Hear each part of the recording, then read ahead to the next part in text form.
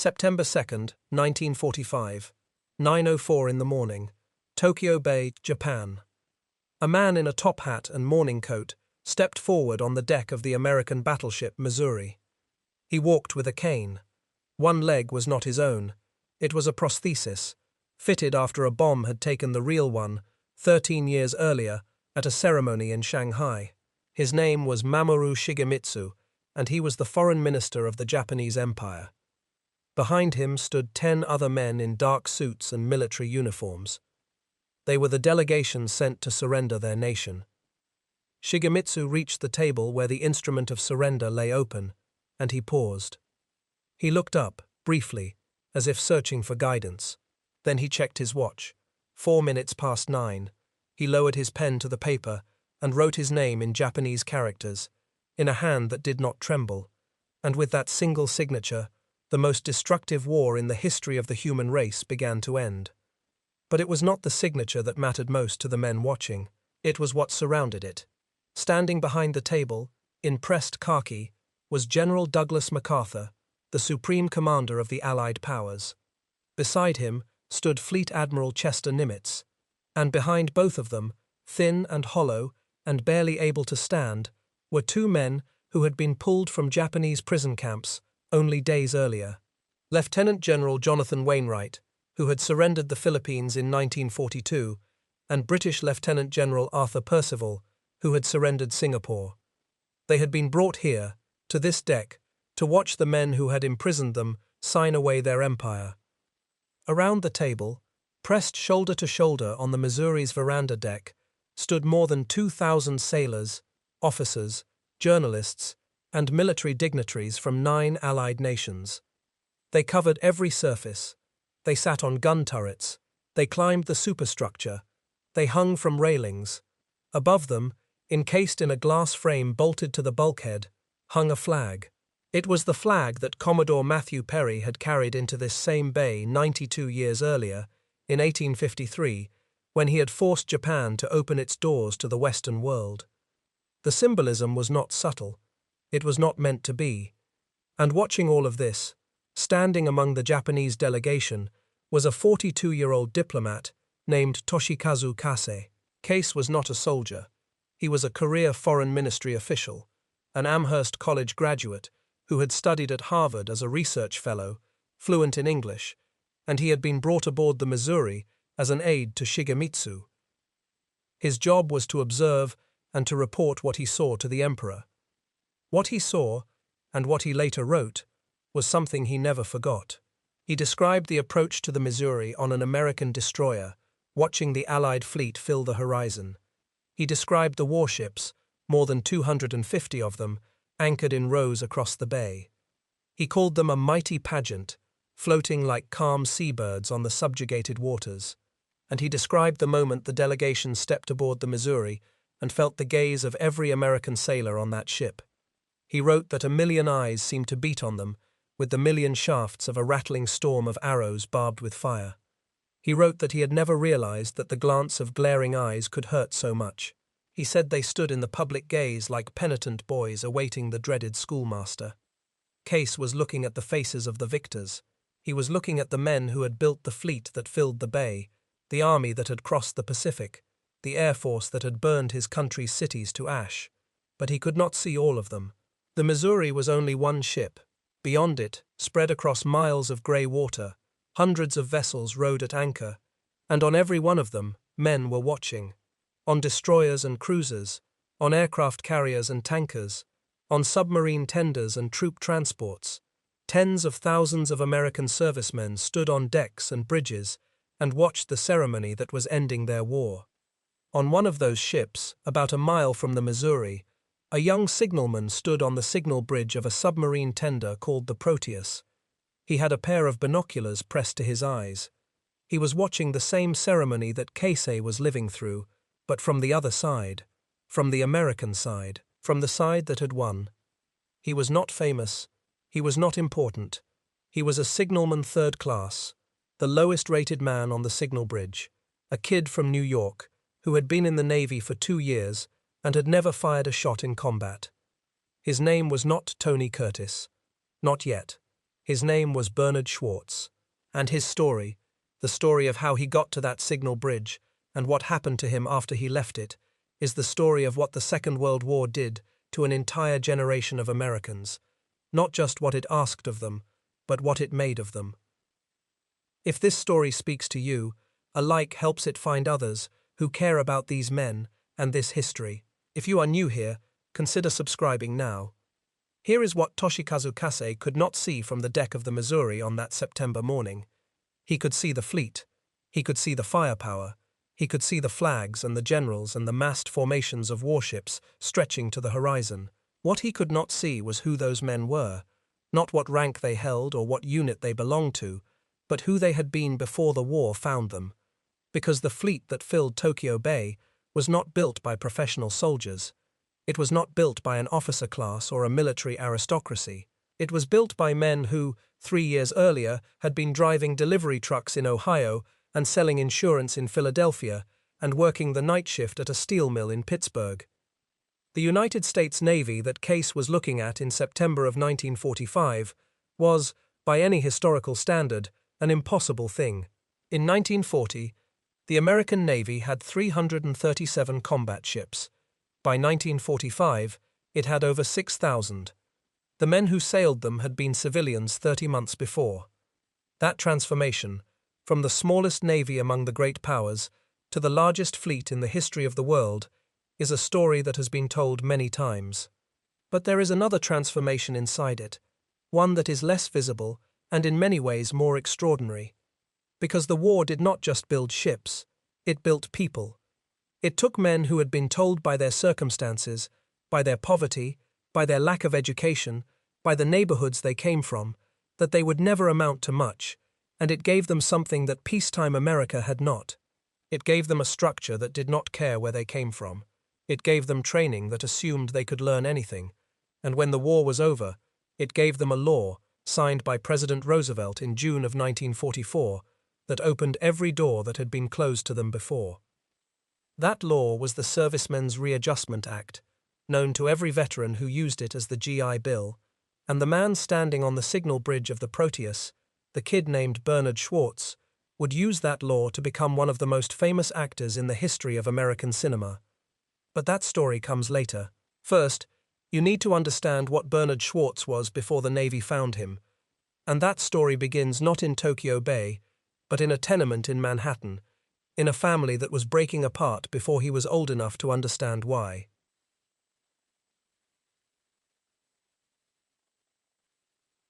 Bernard Schwartz was born on June 3, 1925, in New York City, to Emanuel and Helen Schwartz.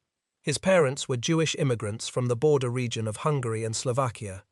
They had come to America the way millions had come before them, carrying almost nothing, speaking almost no English, hoping that the new country would be kinder than the old one. His father was a tailor, not a tailor with a fashionable shop on Fifth Avenue, a tailor in a storefront so small that the family lived in the back of it because they could not afford a separate apartment. Bernard shared that space with his parents and his two brothers, Julius and Robert. There was no bedroom for the children. There was barely a bedroom for anyone. The sound of the sewing machine was the sound of their lives. His mother, Helen, suffered from severe mental illness. She was physically abusive. She beat the children. Years later, Curtis would describe a childhood defined by fear, by the unpredictability of a mother whose rages came without warning and without reason. His father, Emanuel, was quiet and passive, a man who spent his days bent over a sewing machine and his evenings too exhausted to intervene. He was not cruel. He was simply absent in the way that men who work 14 hours a day to keep their families from starving are absent. He did not protect his sons because he did not have the energy left to do it. The family moved constantly, chasing cheaper rent, cycling through neighborhoods on the Lower East Side, on Lexington Avenue, in the East 80s, in the Bronx, in Queens. Each move was a step sideways, not forward.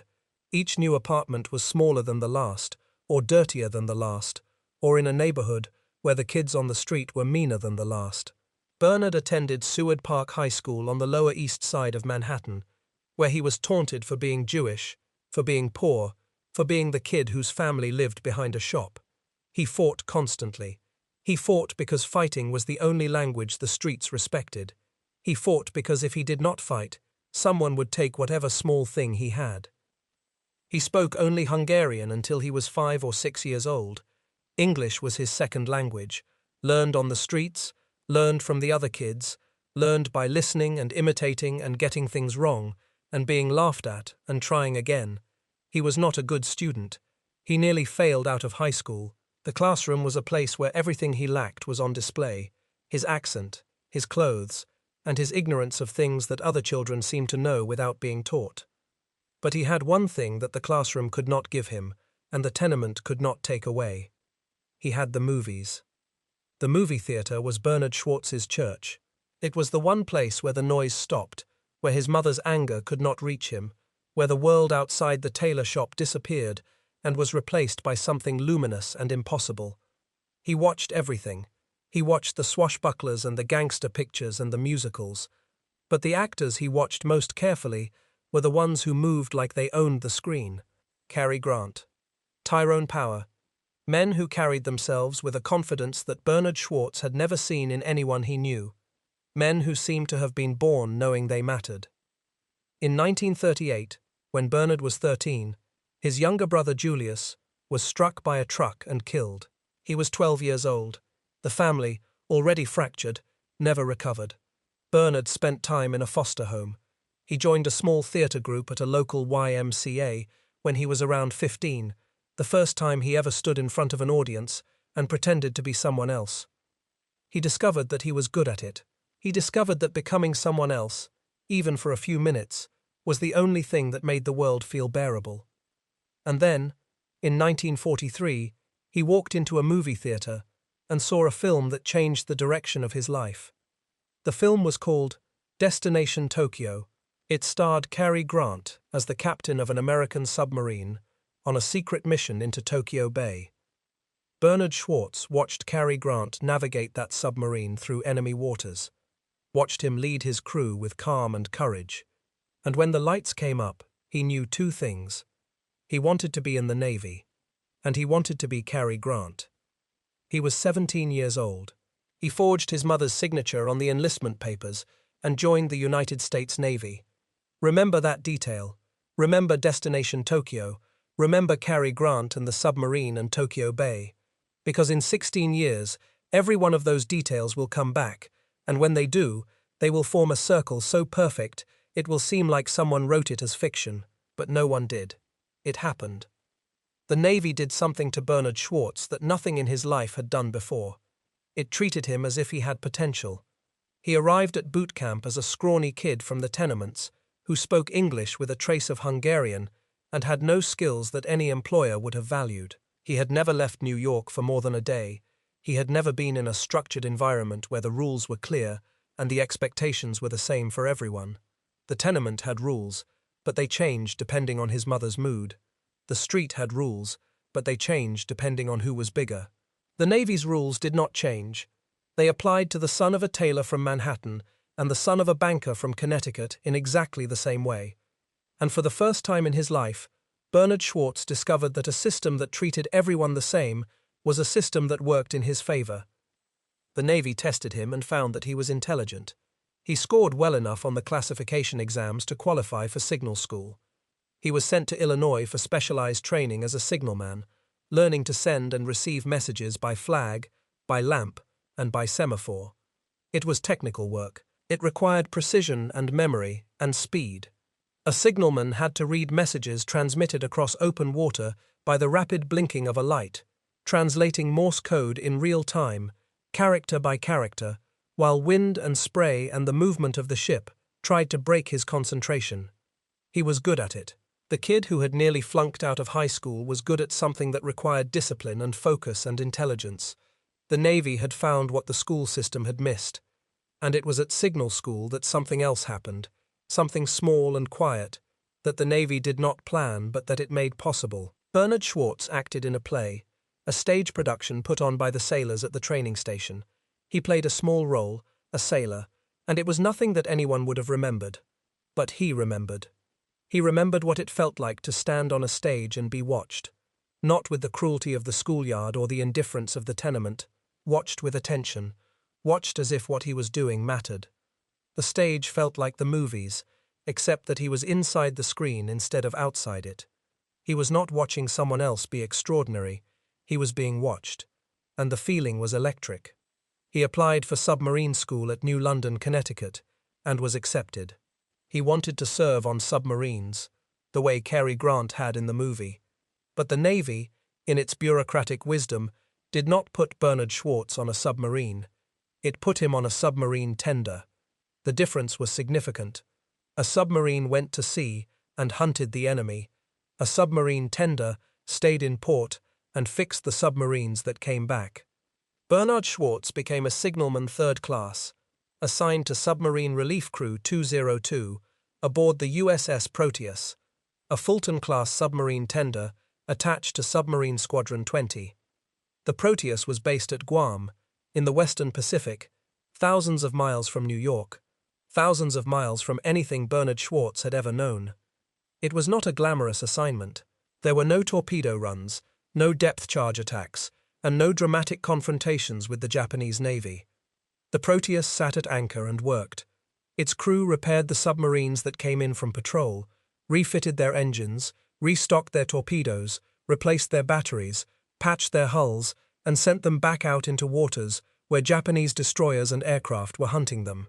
It was factory work on the water, performed around the clock, in tropical heat, under the constant awareness that the submarines they were fixing were going back out to fight, and that some of them would not come back. According to the squadron's records, Submarine Squadron 20 performed complete refits and voyage repairs on 26 submarines over the course of the war. Those submarines fired approximately 350 torpedoes, scoring 132 hits, sinking 56 enemy ships, and damaging 9 more. No submarine serviced by the Proteus was ever lost to the enemy. That record was the Proteus crew's contribution to the war. They did not fire the torpedoes. They did not thread through minefields or sit on the bottom while Japanese destroyers dropped depth charges above them, but every submarine that sank an enemy transport or destroyed a Japanese warship had been kept in fighting condition by the men on the tender. Bernard Schwartz was one of those men. He also served as part of a relief crew that helped prepare the submarine USS Dragonet for return to sea. The Dragonet was a Balao-class fleet submarine, and preparing her for patrol meant weeks of intensive work, checking every system, testing every valve, making certain that the men who took her out would have a boat that would bring them home. It was unglamorous, painstaking, essential work. Bernard Schwartz's contribution to the war was not dramatic. He stood watches on the signal bridge. He relayed messages between ships. He helped maintain the communication systems that kept the squadron connected. He never qualified in submarines, a fact that bothered him for the rest of his life. He later said he wanted to qualify so badly, but it was the only thing he never got to do. It remained a sore point decades later, long after he had won an Academy Award nomination, long after he had become one of the most recognized faces in the world. The sailor in him never stopped wishing he had earned his dolphins. But the Navy gave him something else. It gave him a friend. On the Proteus, Bernard Schwartz met a fellow sailor named Larry Storch, a fast-talking kid from New York who could do voices and impressions and who made the crew laugh during the long, dull stretches between submarine arrivals. Schwartz and Storch became inseparable. They talked about what they would do after the war. And one day, on the deck of the Proteus, Bernard Schwartz told Larry Storch something that Storch never forgot. He said, "I am going to be a movie star." Storch did not laugh. He did not say it was impossible. On the deck of a submarine tender in the middle of the Pacific Ocean, a kid from a tailor shop told another kid from New York that he was going to be a movie star, and neither of them treated it as a joke. That, in itself, says something about what the Navy had already done to Bernard Schwartz. It had given him the belief that he could become something he had never been. It had given him the audacity to say it out loud. And then came August of 1945, and the world changed.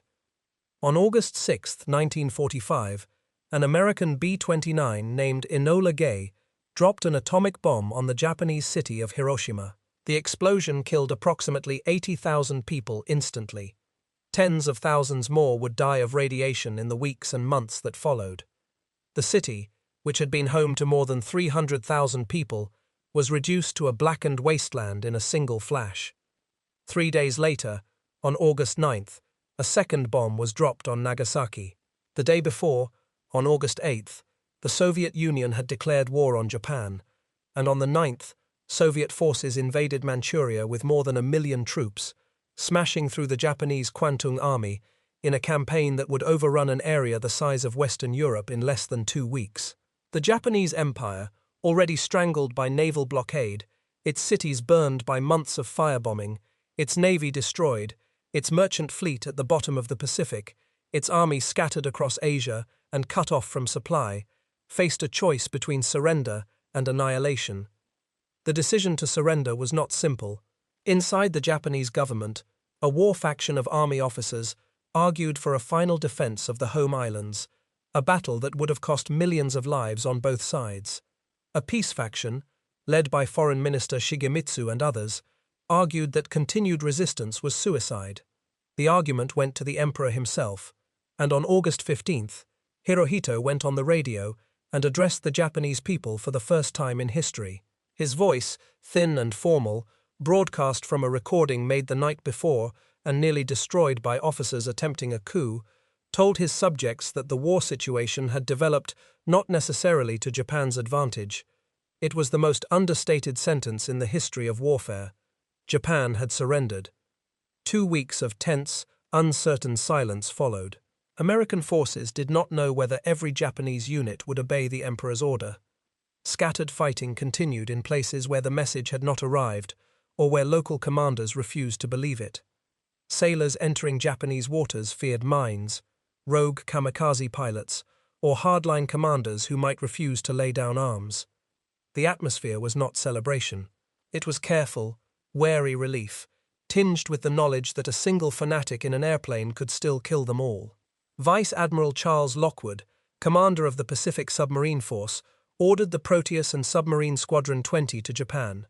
Their mission was to locate and seize surrendering Japanese submarines. The Proteus departed Guam and rendezvoused with the American Third Fleet as it moved toward the Japanese home islands. It was a journey into the unknown. No American warship had entered Japanese home waters since the war began. The charts were uncertain. The harbors might be mined. No one could be entirely sure that every Japanese naval officer had accepted the emperor's decision. The men on the Proteus knew they were sailing toward a defeated enemy, but a defeated enemy with millions of soldiers still under arms is not the same thing as a safe one. On August 27th, the Japanese submarines I-400 and I-14 surrendered to American destroyers at sea. The following day, prize crews dispatched from the Proteus boarded and took possession of 2 of the largest submarines ever built. These were extraordinary machines, massive boats more than 400 feet long, designed to carry attack aircraft in watertight hangars on their decks and launch strikes against the Panama Canal. They represented the most ambitious submarine engineering project of the war, and they had never been used for their intended purpose. The Japanese crews surrendered them without incident. American sailors raised the stars and stripes over vessels that had been built to destroy American targets. Now they were war prizes. The Proteus entered Tokyo Bay around August 30th and anchored near the Yokosuka Naval Base.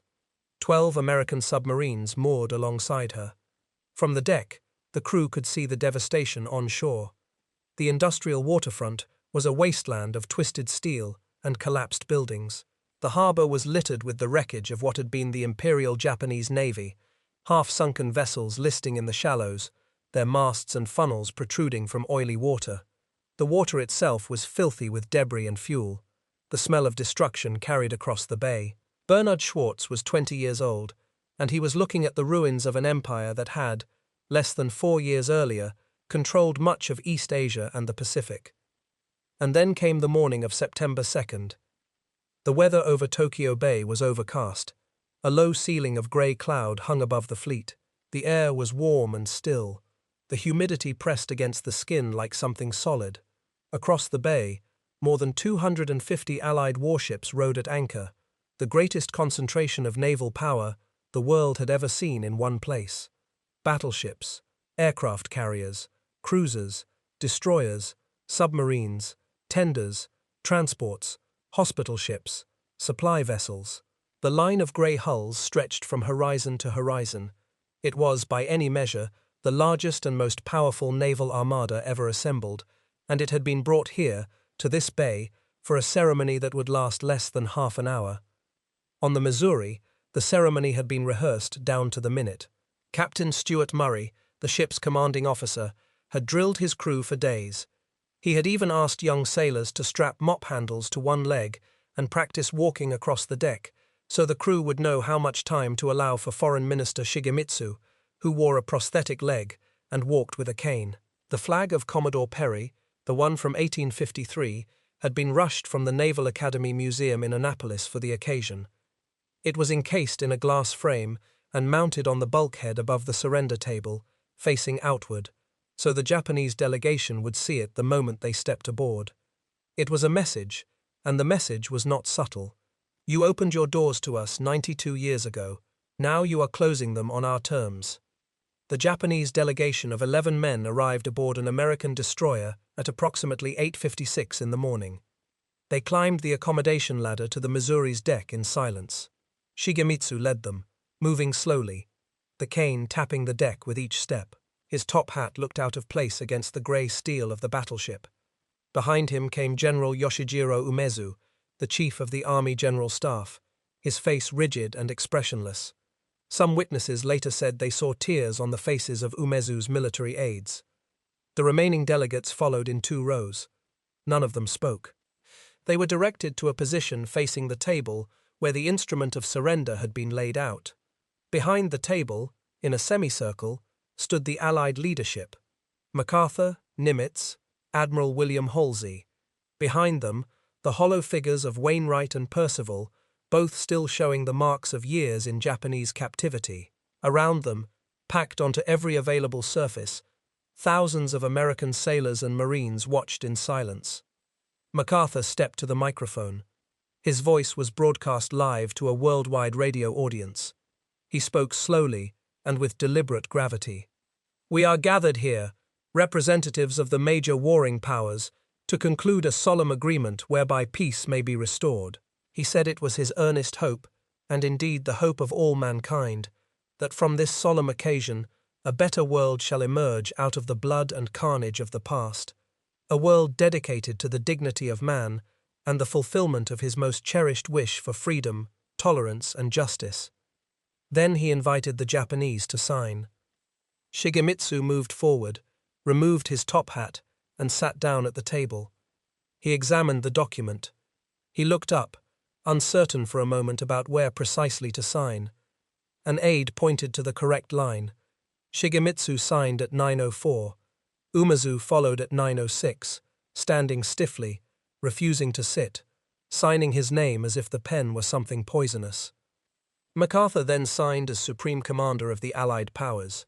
He used multiple pens, setting each one down after a few strokes of his signature and picking up another. When he finished, he gave 2 of the pens to Wainwright and Percival, the liberated prisoners of war who stood behind him. The symbolism required no explanation. The men who had been forced to surrender were being given the instruments of their enemy's surrender as souvenirs. Fleet Admiral Nimitz signed next, on behalf of the United States. Then, one by one, representatives of China, the United Kingdom, the Soviet Union, Australia, Canada, France, the Netherlands, and New Zealand added their signatures. The process took approximately 23 minutes. When the last name had been written, MacArthur returned to the microphone. "Let us pray that peace be now restored to the world," he said, "and that God will preserve it always." Then he spoke 4 words that closed the deadliest conflict in human history. "These proceedings are closed." And then the sky opened. The overcast that had hung above the bay all morning parted as if on command. Sunlight broke through the clouds and struck the water and the steel of the fleet. And from the south, a sound began to build, a low drone that grew into a roar, and then into something beyond a roar, something physical, a vibration that shook the deck of every ship in the bay. Hundreds of carrier planes from the Third Fleet swept overhead in massed formation, followed by more than 400 B-29 superfortresses, the same aircraft that had dropped the bombs on Hiroshima and Nagasaki. The sky went dark with them. The noise was beyond anything human ears were designed to process. On the signal bridge of the Proteus, about a mile from the Missouri, Bernard Schwartz watched all of it. He watched through binoculars. He had been taking turns with the other signalmen, passing the glasses back and forth, but now, as the planes roared overhead, and the sun broke through, and the war ended in front of his eyes, he held the binoculars and did not let go. He was 20 years old.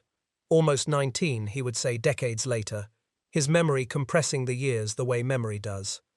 He was standing on the signal bridge of a submarine tender in Tokyo Bay, watching the most powerful empire in Asia sign its unconditional surrender through a pair of borrowed binoculars. Years later, he would describe that moment. He said, "That was one of the greatest moments of my life. To be 18, almost 19, standing on the signal bridge and watching the signing of that document. I felt so proud to be part of the service at that time." He did not know, standing there, that he was watching the hinge of the 20th century swing shut.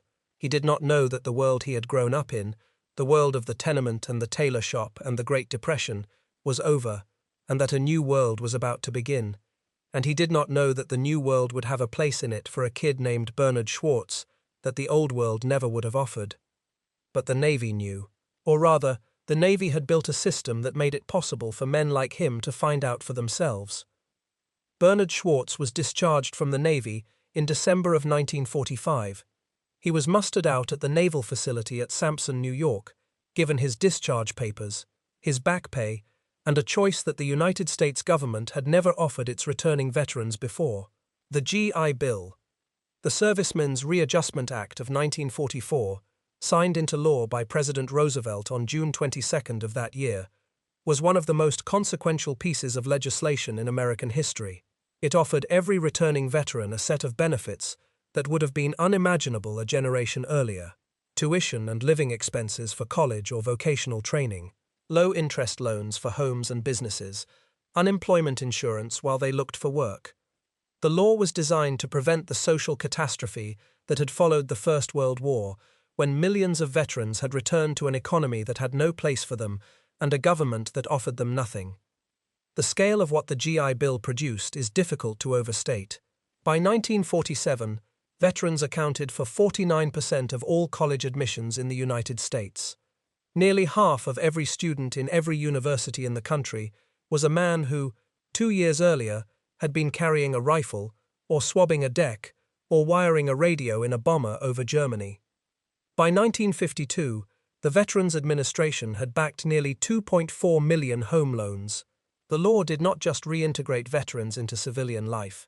It created the American middle class, and it created Tony Curtis. Bernard Schwartz came home to New York with his discharge and his GI Bill benefits, and a conviction that had hardened into certainty during those months on the Proteus. He was going to be an actor. The GI Bill would pay for it. He auditioned for the dramatic workshop at the New School for Social Research in Greenwich Village, performing a pantomime scene from Dr. Jekyll and Mr. Hyde. He was accepted. The dramatic workshop was run by a German exile named Erwin Piscator, one of the most influential theatre directors of the 20th century. Piscator had fled Nazi Germany and brought with him a vision of theatre as something raw and political and alive. The students who sat beside Bernard Schwartz in those classrooms would become some of the most important performers of the post-war era. Walter Matthau was there, Rod Steiger was there, Harry Belafonte was there, Beatrice Arthur was there, Elaine Stritch was there. Many of them were veterans themselves, paying for their training with the GI Bill. All of them were products of the same moment in American history, the moment when the doors swung open and anyone with talent and nerve could walk through. Bernard Schwartz studied under Piscator and performed in student productions, including Twelfth Night and Golden Boy. He was not the most talented student in the workshop, but he had something that talent alone could not explain.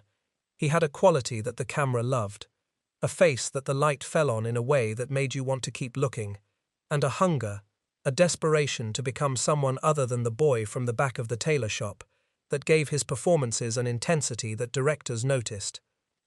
While still at the workshop, he was spotted by a talent agent named Joyce Selznick, the niece of the legendary film producer David O. Selznick. She saw what the camera would see. She brought him to Hollywood. In 1948, at the age of 23, Bernard Schwartz arrived in Los Angeles and signed a contract with Universal Pictures. The studio renamed him. His first name came from the novel Antony Adverse. His last name came from his mother's family name, Kurtz, anglicized to Curtis. Tony Curtis was born.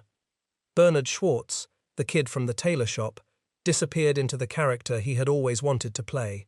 Himself, but different. Himself, but luminous. Himself, but Cary Grant. His early films were not masterpieces. Universal gave him small roles in forgettable pictures, westerns and swashbucklers, and light comedies that existed primarily to showcase his looks. But Curtis worked constantly, and he learned quickly, and by the early 1950s, he had begun to show that he was more than a pretty face. In 1953, he starred in Houdini, opposite his first wife, the actress Janet Leigh. It was his first clear success, the first film where critics acknowledged that the man on screen could actually act. By the mid-50s, Curtis had become one of the biggest stars in Hollywood. In 1957, he gave a performance in Sweet Smell of Success, opposite Burt Lancaster, that stunned audiences who had thought of him as a matinee idol. He played a corrupt press agent with a slickness and a cruelty that revealed a depth no one had expected. The following year, in 1958, he was nominated for the Academy Award for Best Actor for The Defiant Ones, in which he starred alongside Sidney Poitier as two escaped prisoners, one white and one black, chained together and forced to cooperate to survive. The film was a landmark in American cinema, one of the first major Hollywood productions to confront racial prejudice directly, and Curtis's performance in it earned him the respect of an industry that had once dismissed him as a studio creation. And then, in 1959, he made two films that would define his legacy. The first was Some Like It Hot, directed by Billy Wilder, co-starring Jack Lemmon and Marilyn Monroe. It is regularly cited as one of the greatest comedies ever made.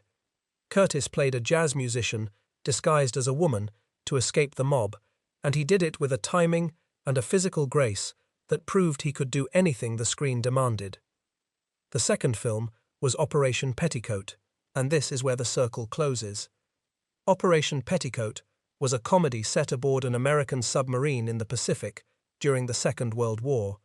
Curtis played Lieutenant Nick Holden, a fast-talking supply officer who could requisition anything from anywhere through a combination of charm, bribery, and creative interpretation of Navy regulations. The role fit him like a glove because it was, in many ways, a version of the kid from the Lower East Side who had survived by being faster and smarter and more willing to improvise than the world around him. And the man who played the submarine's captain, the man who stood on the screen beside Bernard Schwartz from the tailor shop and acted opposite him as an equal, was Cary Grant. Cary Grant, the same Cary Grant whose image on the screen of a New York movie theater in 1943 had made a 17-year-old boy forge his mother's signature and join the United States Navy. The same Cary Grant who had played a submarine captain in Destination Tokyo and sent Bernard Schwartz to a recruiting office, and then to boot camp, and then to a submarine tender in the Pacific, and then to Tokyo Bay. The same Cary Grant whom Bernard Schwartz had watched on screen and thought, "I want to be that man." And now he was standing next to him, not as a fan, not as a sailor, as a co-star, as an equal, in a movie about submarines. 16 years after Destination Tokyo had changed his life, Bernard Schwartz was making a submarine picture with Cary Grant. His own website would later describe it as going full circle, and it was. The boy who had gone to sea because of a movie was now making movies because he had gone to sea. The following year, in 1960, Curtis took on one of the most demanding roles of his career, playing Antoninus in Stanley Kubrick's Spartacus, opposite Kirk Douglas. It was an epic production, the kind of film that required months of physical preparation and emotional commitment. and Curtis held his own against Douglas, one of the most powerful screen presences in Hollywood. The film was a commercial and critical triumph, and Curtis's performance in it confirmed what the Defiant Ones and Sweet Smell of Success had already suggested. He was not a pretty face who had gotten lucky. He was an actor of genuine range and power.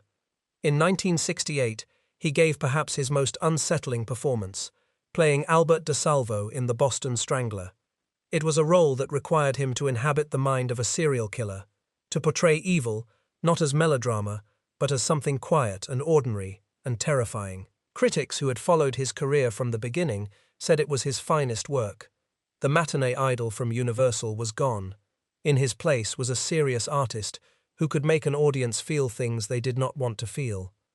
That circle, from the movie theater to the Navy to Tokyo Bay to Hollywood to Cary Grant, is not just one man's story. It is the story of what America did with the generation that fought the Second World War. And it is the answer to a question that Toshikazu Kase, standing on the deck of the Missouri that September morning, could not have known to ask. Kase saw the fleet. He saw the generals. He saw the flags and the formations and the terrible power of a nation that had crossed an ocean to destroy his country's empire. But he did not see the system behind it. He did not see the mechanism that had taken 16 million Americans, most of them civilians with no military training and no expectation of war, and turned them into the force that filled Tokyo Bay. And he did not see what that mechanism would do next. Because the war did not just produce soldiers, it produced citizens. The men who came home from the Pacific and from Europe did not simply return to the lives they had left. They returned with skills they had not possessed before. They returned with confidence they had not felt before. They returned with the knowledge that they had done hard things, dangerous things, impossible things, and survived. The farm boy from Iowa, who had navigated a destroyer through a typhoon, did not go home and accept that he could not handle a college classroom. The mechanic from Detroit, who had kept B-17 engines running at 25,000 feet, did not go home and accept that engineering school was beyond him. The war had proven to them that they were capable of more than their pre-war lives had offered, and the GI Bill gave them the means to act on that proof. And they returned with a law that told them, for the first time, that the country they had fought for was willing to invest in what they might become. The GI Bill did not just send Bernard Schwartz to acting school. It sent nearly 8 million veterans into educational programs in the decade after the war. It sent farmhands to engineering programs. It sent factory workers to medical schools. It sent the sons of immigrants to the universities that their parents could not have entered. It built the suburbs that housed them. It financed the businesses they started. It created, within a single decade, the most dramatic expansion of the American middle class in history. By 1956, when the original GI Bill expired, it had produced 450,000 engineers, 240,000 accountants, 238,000 teachers, 91,000 scientists, 67,000 doctors, and 22,000 dentists. It had transformed the social and economic landscape of the United States more completely than any single piece of legislation before or since. The world that Toshikazu Kase saw from the deck of the Missouri, the world of overwhelming American military power, was only the visible layer. Beneath it was something he could not see and would not fully understand until years later. It was a nation that had decided, in the middle of the greatest crisis of the 20th century, that its most valuable resource was not its factories, or its shipyards, or its oil fields. It was its people, all of them, including the ones who sold shoes and stitched suits and spoke Hungarian in the back of a tailor shop. Kase survived the war and the occupation that followed. After the ceremony aboard the Missouri, he and the rest of the Japanese delegation returned by destroyer to Yokohama and then traveled to the Imperial Palace in Tokyo, where Kase helped draft the official report to Emperor Hirohito on what had transpired.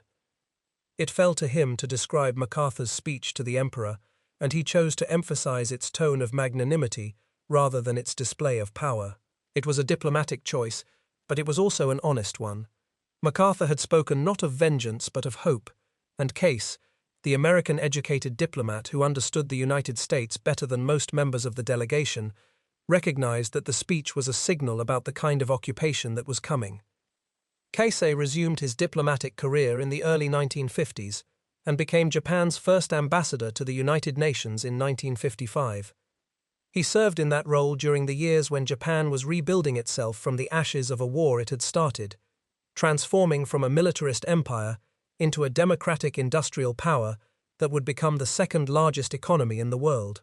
He lived to be 101 years old, dying in Kamakura, Japan, in 2004. His son, Hideaki Kase, became a prominent writer. His niece was Yoko Ono. He never forgot the morning on the Missouri. He wrote a memoir about it, called Journey to the Missouri, in which he described not just the ceremony, but the path that had led Japan to that table. He wrote about the forces of war and the forces of peace, and the moment when one finally overcame the other. He wrote about looking out at the Allied fleet and understanding, with a clarity that hurt, that the world his country had tried to build by force was gone. What Keisei did not write about, because he could not have known, was the young signalman on the Proteus who was watching the same ceremony through binoculars. He did not know that the boy on that signal bridge would go on to star in more than 100 films, to receive an Academy Award nomination, to become one of the defining faces of the American century. He did not know that the boy's daughter, Jamie Lee Curtis, would become a famous actress in her own right, or that the friend standing next to him on the signal bridge, Larry Storch, would become a beloved television comedian on a show called F Troop. He did not know any of this because the boy was nobody. He was a signalman third class on a submarine tender. He was invisible. He was one face among millions. But that is precisely the point. Tony Curtis never forgot what the Navy had given him. He returned to it again and again throughout his life, not in film but in person. He was present at the dedication of the United States Navy Memorial in Washington in 1987. He hosted the memorial's first Lone Sailor dinner. In 1994, he received the Lone Sailor Award, given to Navy veterans who have distinguished themselves in civilian life. At the ceremony, he said something that the boy from the tailor shop could never have imagined saying. He said, "I cannot thank the Navy enough, as it was like a mother to me, feeding me, and even fixing my teeth. When I came home I had the GI Bill, and I was able to go to school and study acting. I really cannot thank them enough. Like a mother to me." That phrase, from a man whose real mother had beaten him, whose real mother had struggled with an illness that made their home a place of fear, carried a weight that no screenwriter could have invented. The Navy had been his mother. It had fed him and fixed his teeth and given him the structure and the discipline and, most importantly, the belief that he could become someone other than the boy in the back of the tailor shop. And the GI Bill had been the door that peacetime America had never opened for Bernard Schwartz, but that wartime America opened for millions like him. In his later years, Curtis became a serious painter. He worked in oils and acrylics, producing canvases that showed a visual intelligence his early critics would not have predicted. His work entered the collections of major New York museums. The kid who had grown up watching movies in darkened theaters because it was the only escape he had was now hanging on gallery walls. He married 6 times. He battled addiction. He had 6 children, including the actress Jamie Lee Curtis, his daughter with Janet Leigh, and the actress Allegra Curtis, his daughter with German actress Christine Kaufmann. One of his sons died of a drug overdose in 1994. His life after Hollywood was not a fairy tale. It was complicated and messy and marked by the kind of personal wreckage that fame often leaves behind. But he never stopped working. He acted in films and television into the 2000s, more than 6 decades after Universal had given him a new name and a contract. Tony Curtis died on September 29, 2010, at his home in Henderson, Nevada. He was 85 years old. The cause was cardiac arrest. He had been suffering from chronic obstructive pulmonary disease for years. He was buried on October 4th at Palm Memorial Park in the Las Vegas Valley, with full military honors. A Navy honor guard folded the flag. An Air Force firing detail rendered the salute. Arnold Schwarzenegger spoke at the funeral. Curtis was interred with a Stetson hat, an Armani scarf, a pair of driving gloves, an iPhone, and a copy of the novel Anthony Adverse, the book that had given him his first name 62 years earlier. Larry Storch, the friend he had made on the Proteus, the man he had told on the deck of a submarine tender that he was going to be a movie star, remained his friend for the rest of his life. Storch appeared in 8 of Curtis's films over the decades. They had met as nobodies on a Navy ship in the Pacific, and they stayed close until Curtis died. Storch himself passed away in July of 2022, at the age of 99. He never stopped telling the story of the kid on the Proteus who said he was going to be a movie star. He never stopped marveling that the kid had been right. On September 2, 1945, the most destructive war in human history ended on the deck of a battleship in Tokyo Bay. A Japanese diplomat felt 1,000,000 eyes burning into him. A general spoke 4 words. The clouds parted, and 1,000 planes filled the sky. And on the signal bridge of a submarine tender about a mile away, a kid from the back of a tailor shop in Manhattan watched through binoculars and felt, for the first time in his life, that he was part of something enormous. He had been nobody, the son of a tailor, a boy who spoke Hungarian before he spoke English, a teenager who had forged his mother's name to escape the only life he knew. The Navy had found him and trained him and carried him across the Pacific to watch an empire fall. And when it was over, his country had given him a law that said, "You fought for us, now let us fight for you. Go to school, learn what you want to learn, become what you want to become." Bernard Schwartz became Tony Curtis. He became Houdini and Sidney Falco, and Joe and Antoninus in Spartacus, and the Boston Strangler. He became the man standing next to Cary Grant on the deck of a fictional submarine.